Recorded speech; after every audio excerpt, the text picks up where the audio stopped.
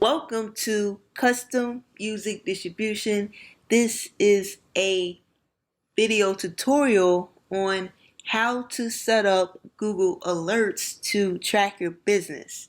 Now, if you're a music artist, this is your business because you spend money on marketing, on mixing, on mastering, on equipment.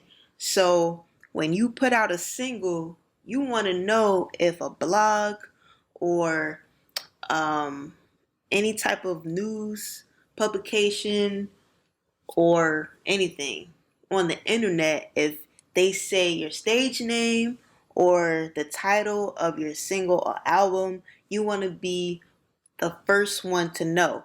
And how you can do that, you can set up a Google alert. All right, so let's say your artist name is RMI. All right, so you're going to create an alert for RMI, and let's say the name of your single is Sign is Best.